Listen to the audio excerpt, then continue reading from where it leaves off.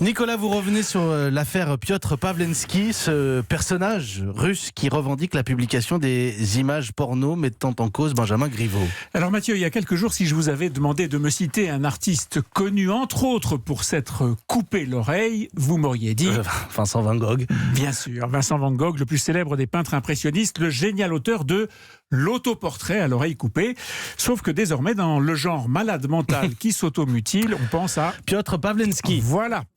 Les deux ont fait un séjour à l'asile psychiatrique, les deux se sont tranchés l'oreille, mais l'un, Van Gogh, avait un talent inégalable qui traverse les siècles, alors que l'autre, le pseudo-artiste russe, est manifestement plus doué pour la provocation et la violence que pour la création d'une œuvre ayant la moindre chance de rester à la postérité.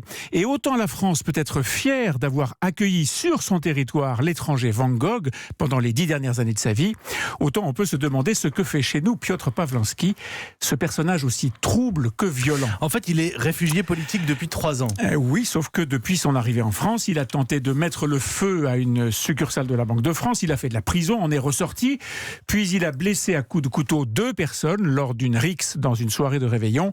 Tout ça pour finir par rendre publiques ces images porno qui ont amené Benjamin Griveaux à démissionner. Alors, quels que soient les torts de l'ex-candidat En Marche à la mairie de Paris, quelles que soient ses erreurs et ses arrangements pitoyables avec la réalité, je ne suis pas sûr qu'on ait besoin d'abriter chez nous des dingues qui, avec l'aide complaisante de l'extrême gauche, piétinent la vie privée et saccagent des réputations en se servant des pires méthodes de compromission du KGB. Je ne suis pas sûr que la démocratie gagne à être faible avec ses adversaires de la démocratie. En tout cas, lui et sa compagne ont été placés en garde à vue. Oui, un exploit de la police probablement qui, malgré les plaintes visant le soi-disant artiste après son agression au couteau, n'a pas su le trouver depuis des semaines et en tout cas pas avant les chaînes de télévision sur lesquelles il s'est complaisamment étendu pour commenter sa dénonciation infâme.